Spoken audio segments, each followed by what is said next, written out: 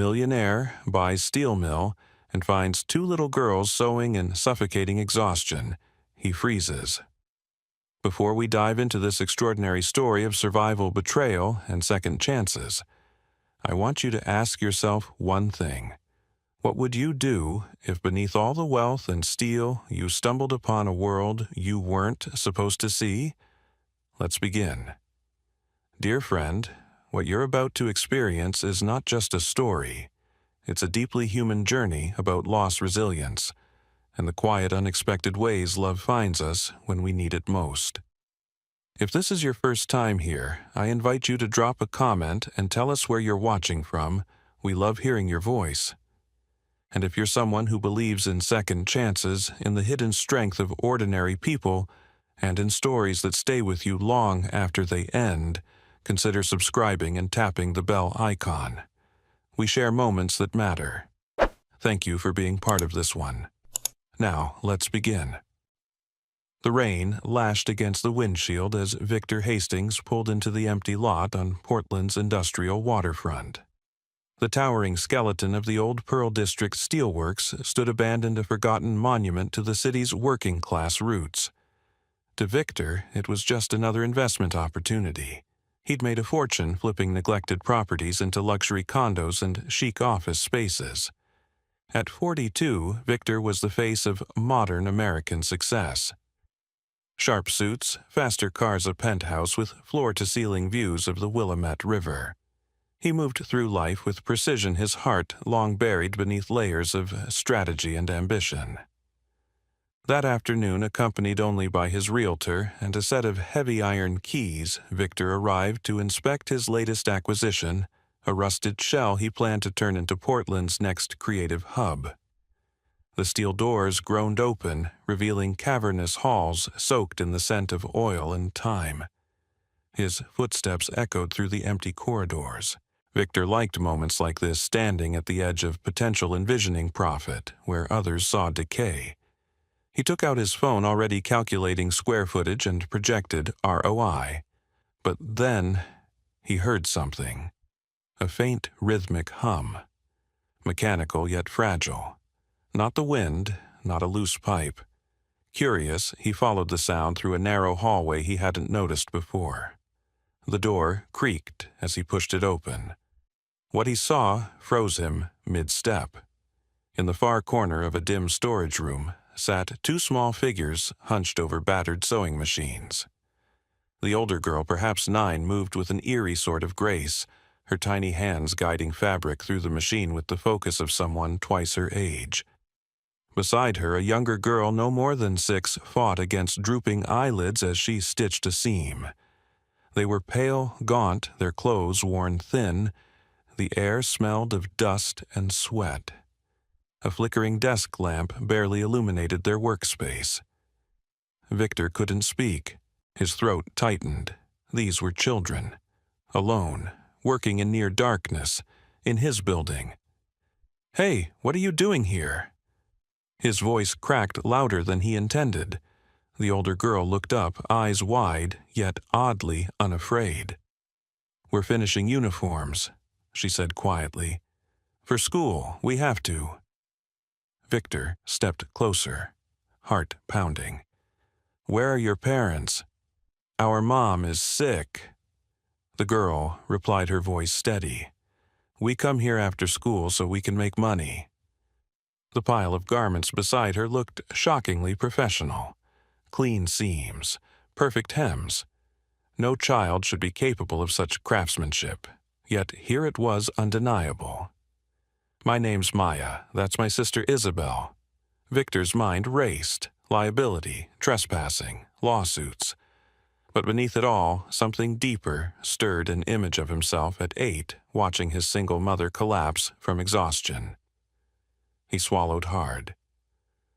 "This isn't safe," he said softer now. "You shouldn't be here." Maya's gaze didn't waver. "If we don't finish the order, they won't pay us, and we need the money. Please, don't tell." Victor felt the weight of her words settle in his chest like lead. These girls weren't delinquents or runaways. They were survivors. In that moment, the shimmering facade of Victor's success cracked. All the business school mantras, the polished deals, they meant nothing here. Here, two little girls were stitching their futures beneath a world that had abandoned them. He handed Maya $100 from his wallet. "Take this. Go home." But she pushed it back. "We can't take money we didn't earn." Victor's vision blurred. He looked away, ashamed of his own tears. How had this city failed them so completely? What Victor didn't yet know was this: the discovery of Maya and Isabel would unravel everything he thought he knew about success, family, and redemption. It would force him into a battle against forces far more corrupt than he imagined, and lead him to confront the ghosts of his own past. And as he locked the steel door behind him that night, Victor couldn't shake one haunting thought. What if no one else had found them? Because sometimes the greatest lessons in life come not from the boardroom, but from the shadows we're too afraid to enter. In the days that followed, Victor's obsession grew. He had to know more. Who were these girls? How had they slipped through every safety net? And why did their resilience feel so achingly familiar? That's where our story truly begins. Now, let's step deeper into the invisible lives behind closed doors. Victor Hastings had barely slept. The image of two frail girls sewing alone in the shadows of his steel mill haunted him, replaying in every quiet moment. It wasn't just shock anymore. It was something deeper. Something pulling him toward a truth he hadn't dared face in years. By sunrise, he was already back at the site. The door he'd locked was ajar, a thin crack revealing the same faint light inside. But the girls were gone. Only the quiet hum of abandoned sewing machines remained, threads still trailing through unfinished garments. On the work table lay a small folded note. "We'll be back. We need this. Please don't stop us. Maya and Isabel." Victor's chest tightened. He couldn't just walk away. He needed answers not out of curiosity, but out of a growing sense of responsibility he hadn't expected to feel. He made some calls, first to a private investigator he trusted, then to the local school district. It was a long shot, but sometimes the simplest questions opened the biggest doors. By late afternoon, a name surfaced: Maya Reyes. 9 years old. Enrolled at Matt Tabor Elementary. Occasional absences flagged no known address on file, marked as transient. The younger sister, Isabel, had no formal school record. Victor's stomach dropped. These children were invisible to the very systems meant to protect them. He drove through Portland's side streets, guided only by instinct, and a half-remembered address scribbled in an old school form. The Reyes residence, when he found it, was a sagging duplex tucked between two graffiti-tagged warehouses. A battered Honda sat out front. The windows were dark. He hesitated. This wasn't his world. He was a man of glass towers and boardrooms. But something stronger than pride pushed him up the front steps. He knocked. Silence. Then a faint voice. "Who is it, Victor Hastings?" he said gently. I saw Maya and Isabel at the mill. I'm here to help." A long pause. Then the door creaked open, revealing a woman in her 30s, gaunt and pale, leaning heavily against the frame. Her hair hung limp over hollow cheeks, and her eyes, dark pools of exhaustion, narrowed with suspicion. "Sophia Reyes," she rasped. "You shouldn't be here." "I know," Victor replied softly, "but I need to understand. The girls, they shouldn't be alone like that." A bitter smile flickered across her face. "You think I don't know that. You think I haven't tried." Her voice cracked. "But when you can't pay rent, can't buy medicine, no one listens. The world stops seeing you." Victor swallowed hard. The weight of her words struck deeper than any business loss he'd ever faced. Inside the apartment was sparse, two small mattresses pushed against the wall, A faded couch, a cluttered kitchenette. Medical bills lay scattered across the table next to a worn sewing kit. Isabel peeked shyly from behind a curtain, clutching a frayed teddy bear. Maya stood protectively in front of her. Victor knelt to their level. "I'm not here to hurt you," he said, "I promise. But this isn't safe. There has to be a better way." Maya's chin lifted.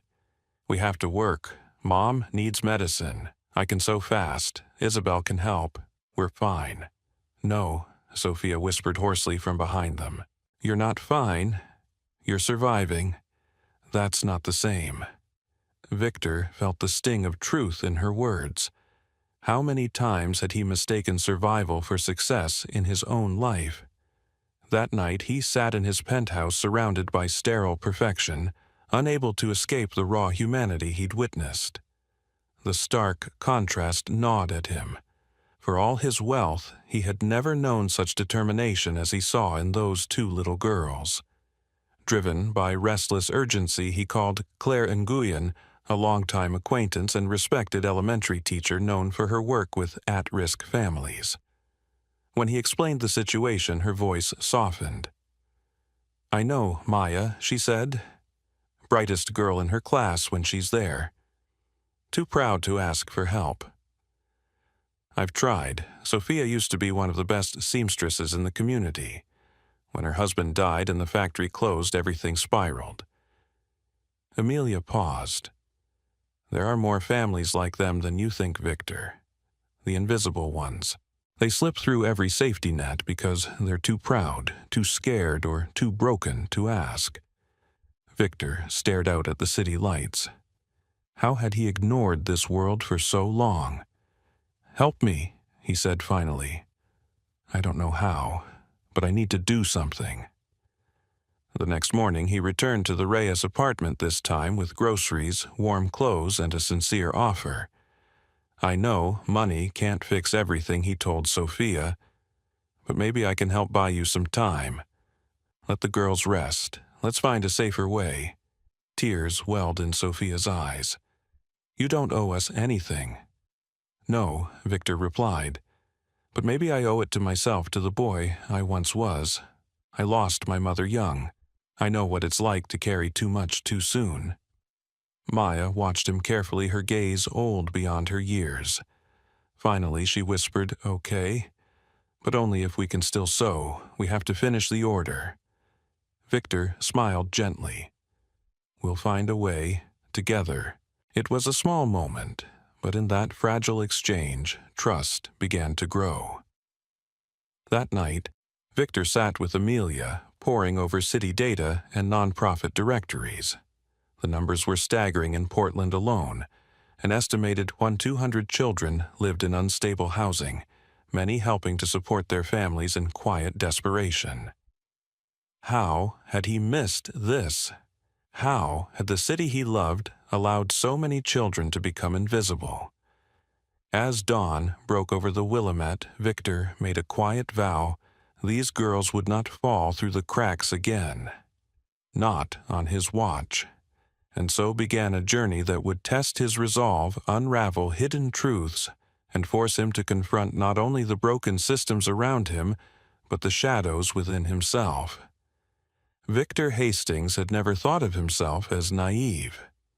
In the world of high finance and corporate takeovers, he'd learned long ago that trust was currency, and a scarce one at that.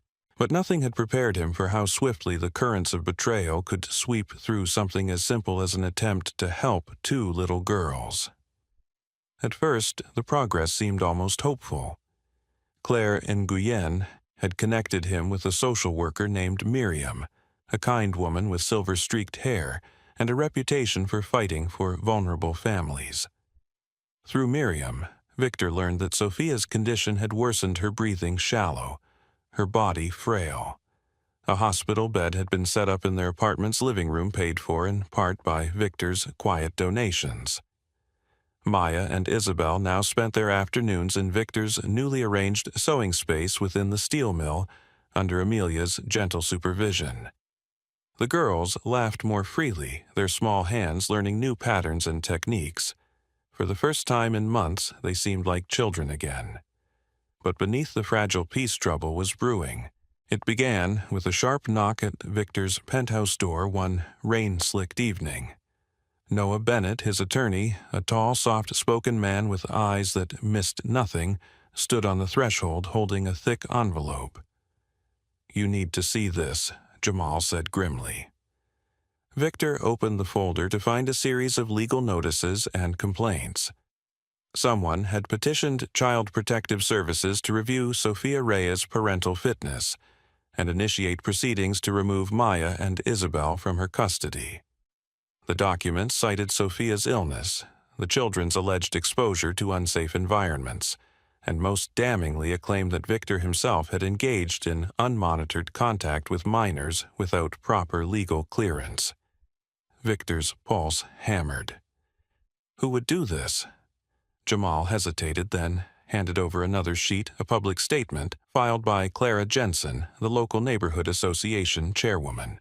Clara, who had previously expressed concern about gentrification in the area, had been quietly gathering signatures and spreading rumors about Victor's intentions.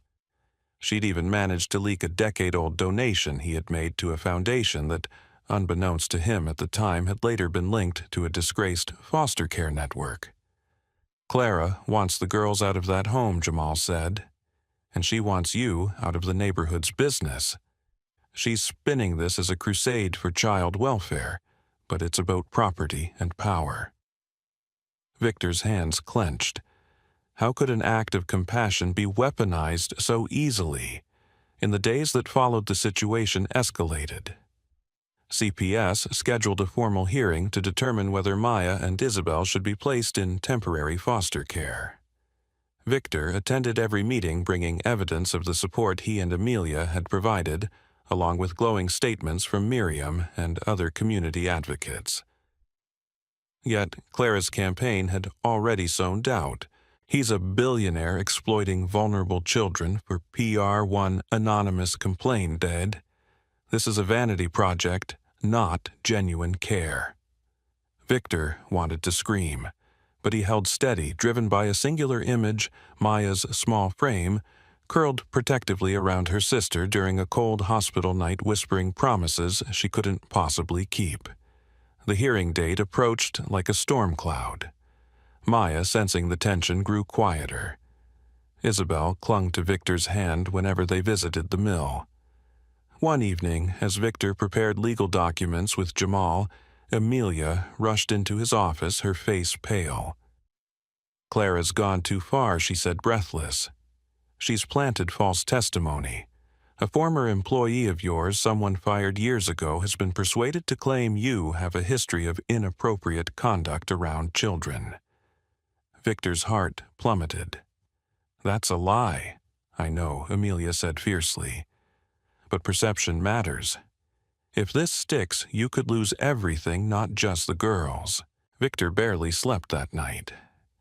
In the quiet hours, he watched over Maya and Isabel as they dozed in the safe room he'd prepared for them. Isabel's tiny fingers still clutched the hem of Maya's nightgown. The next morning, Miriam arrived with new hope. "I have something," she said.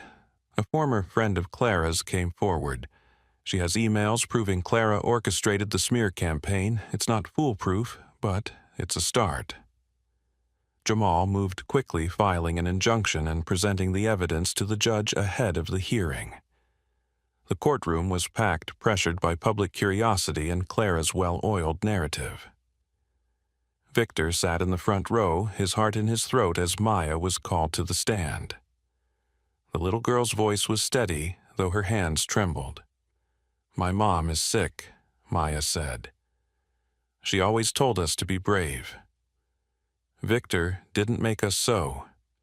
He helped us stop. He makes sure we're safe." The judge's gaze softened. "Do you trust Mr. Hastings?" Maya looked straight at Victor, her storm-gray eyes shimmering. "I trust him.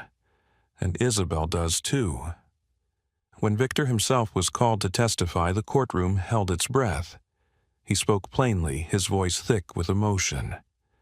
"I didn't come into this for charity," he admitted. "At first, I thought I was saving 2 kids, but the truth is, they saved me. They reminded me what matters beyond profit and headlines." He paused, struggling for composure. "If I lose today, so be it. But don't punish these girls for the sins of a broken system." The judge reviewed the late-submitted emails exposing Clara's manipulations. With a sharp rap of the gavel, she dismissed the false testimony and ruled that Maya and Isabel would remain under Victor's temporary guardianship pending a full review. Tears streamed down Sophia's face as the news reached her hospital bed. Maya and Isabel clung to Victor in the hallway, sobbing with relief. Yet, as they drove home that night, a lingering question gnawed at Victor's heart. The DNA test results he had requested on a hunch that no longer felt like coincidence had arrived in his inbox. With trembling fingers, he opened the file. 99.9% probability. Maya Reyes was his niece. Victor stared at the screen, the air leaving his lungs.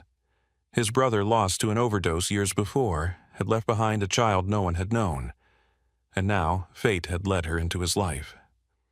He closed the laptop and looked at the sleeping girls in the back seat. Everything had changed, and the hardest part was still to come.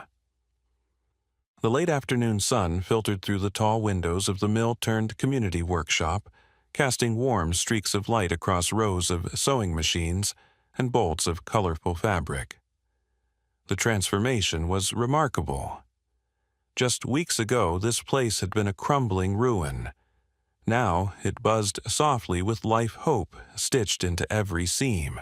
And yet for Victor Hastings, the joy of that transformation was shadowed by a revelation that had turned his world inside out.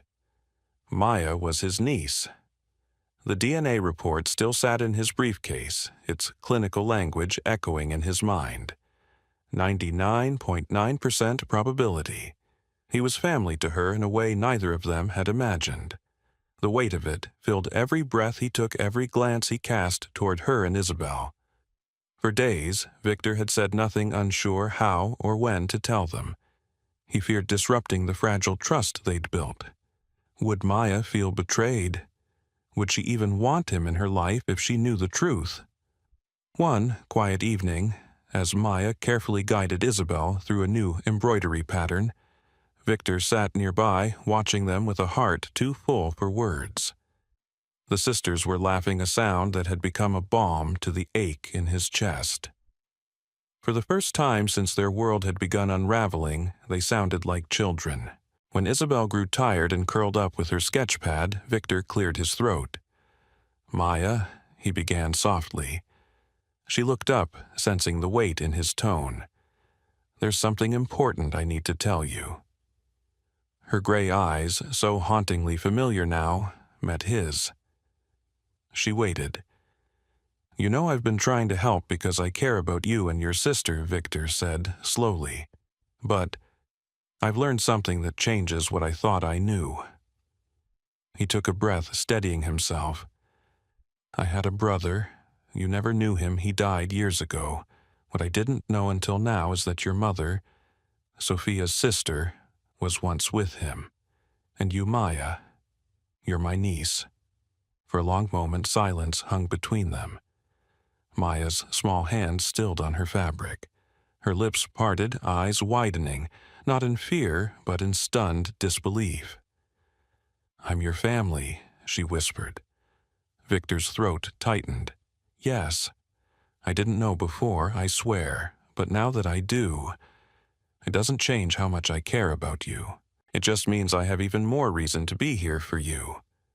A single tear slipped down Maya's cheek. "All this time, I thought we had no one." Victor knelt beside her gently, taking her hands in his. "You do. You've always had each other, and now you have me too, if you want that." Maya flung her arms around him with a sob that cracked open something deep in his heart. He held her tightly, tears blurring his vision. In that embrace, the walls of isolation they'd both carried for so long began to crumble. Later, when the girls were tucked safely into bed, Victor sat with Amelia and Jamal, the report open between them. "We have to make this permanent," he said. "No more temporary guardianship, no more limbo." Amelia smiled gently. "You're not the same man I met a month ago, Victor." He shook his head. "I was blind. I spent my life chasing success, thinking it would fill the emptiness. But these girls, they've taught me what real worth is." Jamal nodded. "Then we'll start the adoption process. It won't be easy, not with Clara's influence lingering, but we'll fight." Victor knew they would, and he would fight with everything he had. As news of Victor's guardianship spread, the community began to shift. Support poured in from unexpected places. Former steelworkers, once displaced by the mill's closure, volunteered to teach at the workshop. Local businesses donated supplies, and slowly the Reyes and Sisters Community Workshop became a beacon for single mothers seeking both skill and stability. One afternoon, as Victor oversaw the installation of new classroom equipment, a familiar figure appeared at the door. Clara Jensen. Her posture was stiff, her expression guarded. "I came to apologize," she said, her voice clipped. "I was wrong." Victor studied her warily. "Because you lost Clara's shoulders sagged." "No, because I saw the hearing. I saw those girls. I didn't want to believe that someone like you could care, but you do, and I let fear and pride blind me." For a long moment, Victor said nothing. Then he extended a hand. "For their sake, we move forward." Clara hesitated, then shook it. "Thank you. If there's any way I can help now, I'd like to."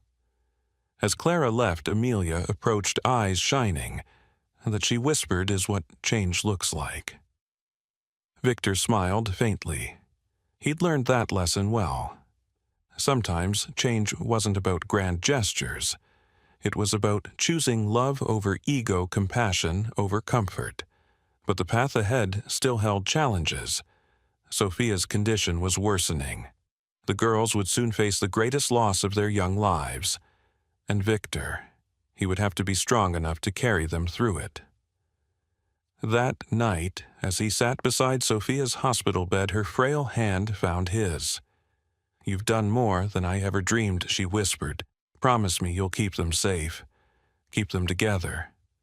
Victor's voice broke. "I promise. With everything I am."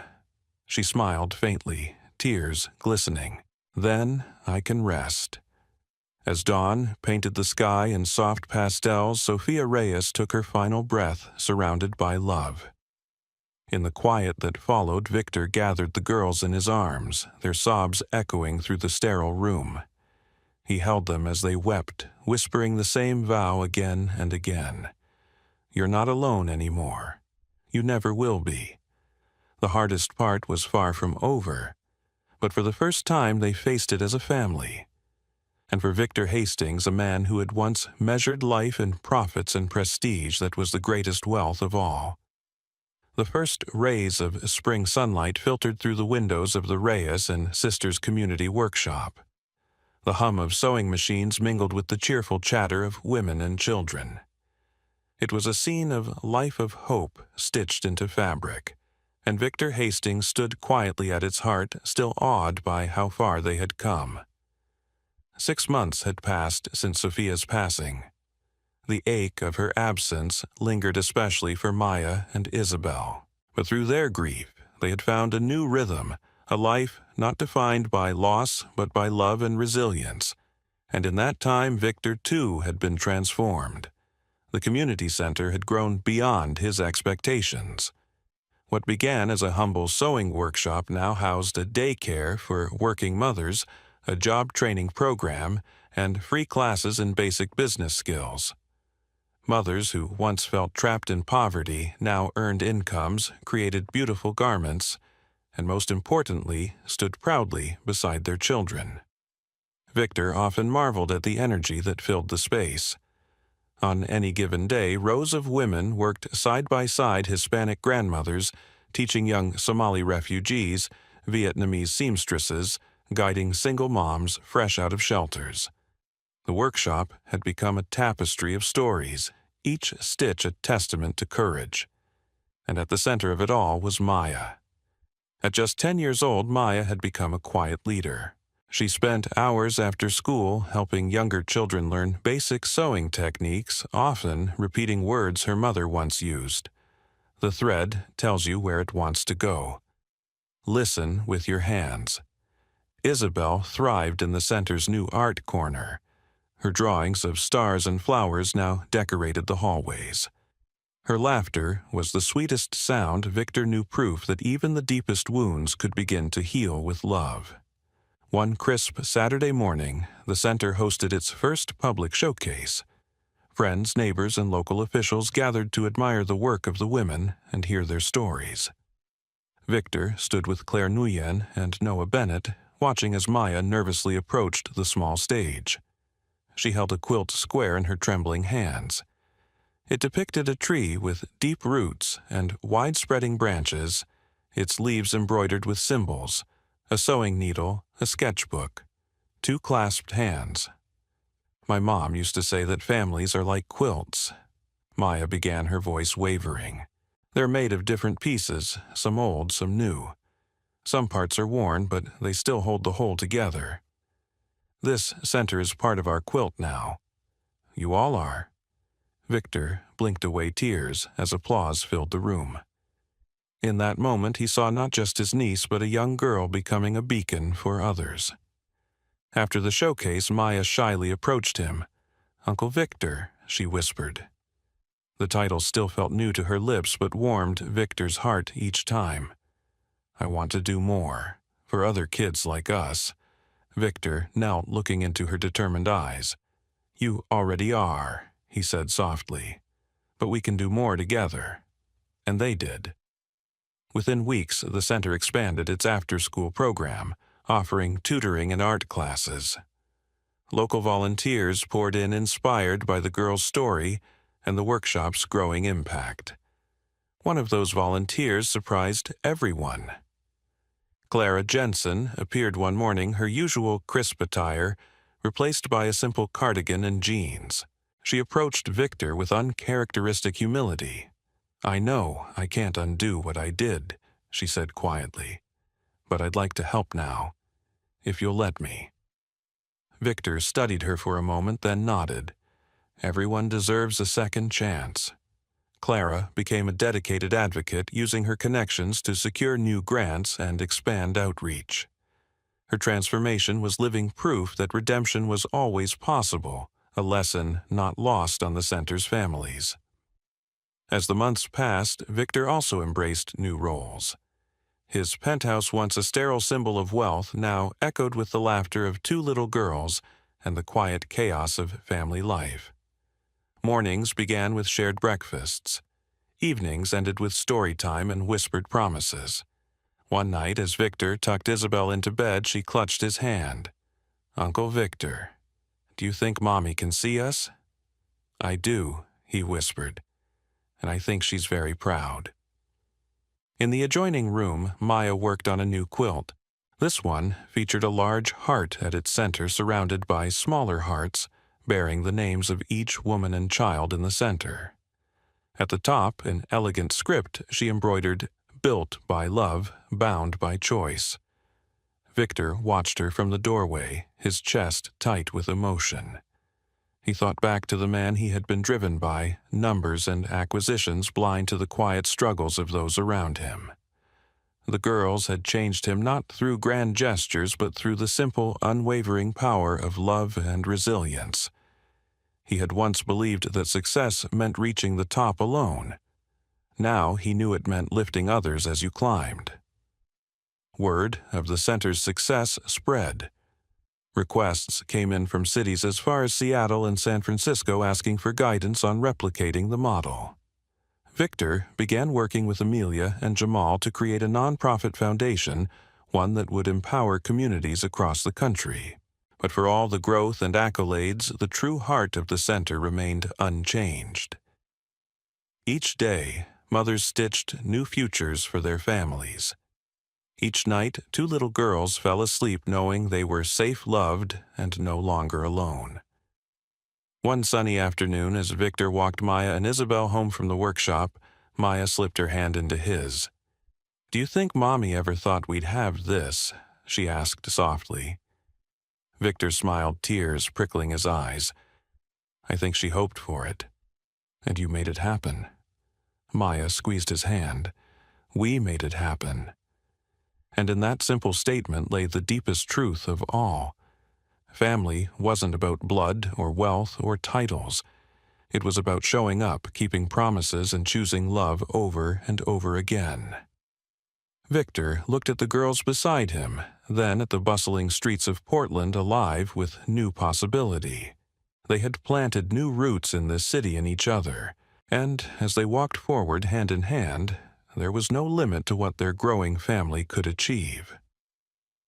Victor Hastings had spent much of his life believing that success was measured in numbers, in quarterly reports and real estate portfolios, in the gleam of a luxury car.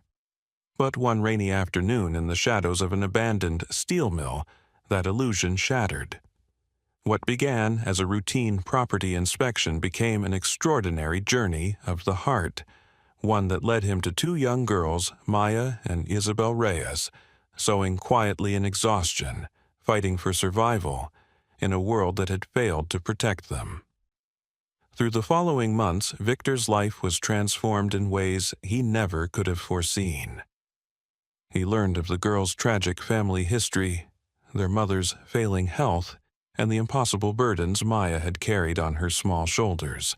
In facing the injustices of bureaucracy and betrayal, most notably, the smear campaign orchestrated by Clara Jensen, Victor discovered a well of compassion and courage within himself. The revelation that Maya was his own niece deepened his resolve and forged a bond that neither time nor adversity could undo. Yet the heart of this story was never just about Victor. It was about the strength of two sisters determined to stay together, about a dying mother's final wish for her children's safety, and about a fractured community learning to heal. Through the creation of the Reyes and Sisters Community Workshop, Victor not only honored Sophia's legacy, but also gave countless other families a path to empowerment and dignity. Along the way, even former adversaries like Clara found redemption and purpose, proving that change is always possible when we choose compassion over judgment. As Maya's voice echoed through that first public showcase, families are like quilts made of different pieces. Victor understood a profound truth. Family isn't just about blood, it's about choice. It's about the love we offer, the promises we keep, and the courage to show up, especially when it's hard. He had once sought solitude in his towering success. Now he found joy in bedtime stories and whispered goodnights, in watching Maya and Isabel blossom into the bright, resilient souls they were always meant to be. And that is the moral of this story, a lesson in empathy, patience, and humility. In our fast-paced, achievement-driven world, it is easy to overlook the invisible struggles of those around us. Too often, we rush to judgment without understanding the full picture. This story reminds us that real strength lies not in building walls, but in extending hands. It teaches us that redemption is always within reach, that people can change, and that love, when given freely and without expectation, has the power to mend even the deepest wounds. So, how can we apply this to our own lives? Start by looking closer. See the people society often overlooks: the single parents, the struggling children, the elderly neighbor. Choose kindness in your daily interactions. Offer patience when frustration arises. And when life presents you with an unexpected opportunity to help, no matter how inconvenient or uncomfortable, lean in. You never know whose life you might change, and you never know how that act of compassion might transform your own. If this story moved you, if it reminded you of the power we all hold to make a difference, please consider subscribing to our channel. Your support helps us continue sharing these meaningful, heartfelt stories that inspire and uplift. Thank you for watching and for believing in the goodness we can create together. Stay tuned because we have many more incredible stories to come.